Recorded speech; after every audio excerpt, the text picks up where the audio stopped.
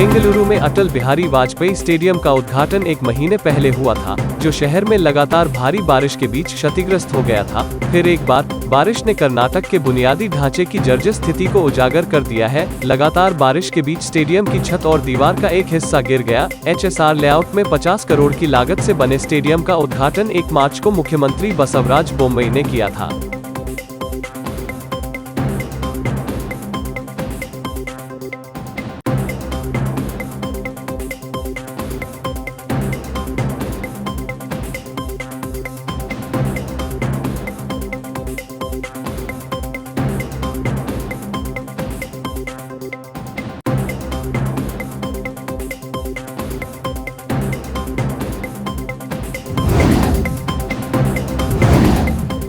मालपे, राज्य का पहला तैरता पुल, जिसका हाल ही में उद्घाटन किया गया था, उद्घाटन के 48 घंटे के भीतर ही टूट गया है। दरअसल यहां पर्यटकों की पहुंच को अस्थायी कर दिया गया है। पर्यटकों को आकर्षित करने के लिए हाल ही में उडुपी के मालपे समुद्र तट पर एक तैरता हुआ पुल स्थापित किया गया था। यह कर्नाटक राज्य का पहला तैरता पुल भी था। इसके उद्घाटन के कुछ ही घंटों बाद तैरते पुल को तोड़ दिया गया था। तैरते हुए पुल के पास पर्यटकों की पहुँच बनाई जाती है। बंद रविवार शाम से तैरता हुआ पुल है। पुल पर लगे ब्लॉक चकनाचूर हो गए हैं और वीडियो सोशल नेटवर्क पर वायरल हो गए हैं। ऑपरेटरों ने बताया है कि फ्लोटिंग ब्रिज को रखरखाव के उद्देश्य से बंद कर दिया गया है।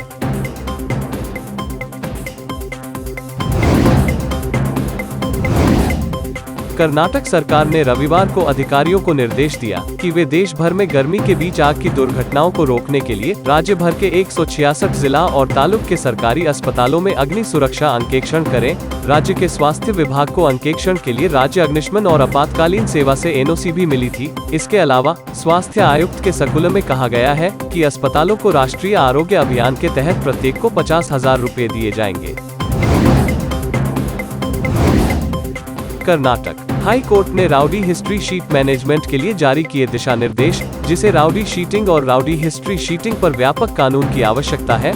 हर 2 साल में पुलिस द्वारा 9 दिशा निर्देश जारी किए हैं, जिसमें राउडी रजिस्टर में एंट्री वेरिफिकेशन भी शामिल है।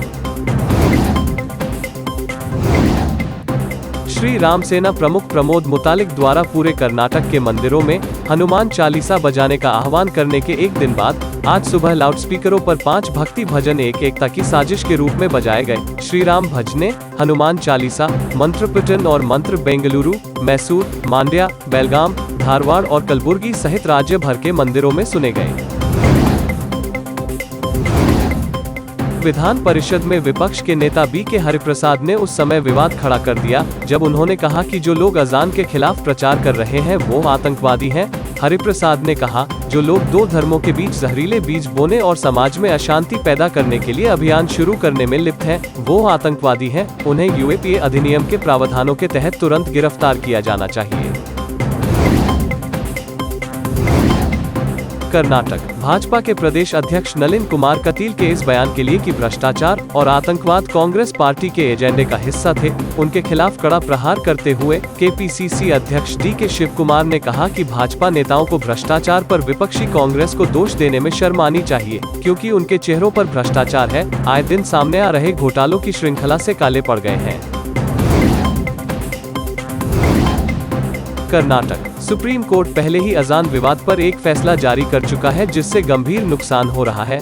मुख्यमंत्री बसवराज बोम्मई ने कहा कि सभी को उस आदेश का पालन करना चाहिए। आज विधानसभा में अजान विवाद पर प्रतिक्रिया देते हुए CM ने मामले की जानकारी पुलिस अधिकारियों को दी। राज्य में क्या हो रहा है, विभिन्न राज्यों में क्या हो रहा है, इसलिए इस विवाद को सौहार्दपूर्ण ढंग से सुलझाया जाना चाहिए। हम शाम की बैठक में इस पर चर्चा करेंगे। उपद्रवी शीटर राहुल उर्फ कक्के राहुल की हत्या के मामले में 6 लोगों को गिरफ्तार किया गया है। 28 अप्रैल को यमगेरे मैदान में 27 वर्षीय उपद्रवी चादर की हत्या कर दी गई थी। पुलिस आयुक्त N शशि कुमार द्वारा सामने आई जानकारी के अनुसार आरोपी महेंद्र, अक्षय, सुशित और दिलेश 2 मोटरसाइकिलों पर हथियार लेकर पहुंचे थे और राहुल पर हमला कर दिया, जबकि शुभम और विष्णु भी हत्या की साजिश में शामिल हैं। अन्य 7 से 8 आरोपियों की गिरफ्तारी होनी बाकी है।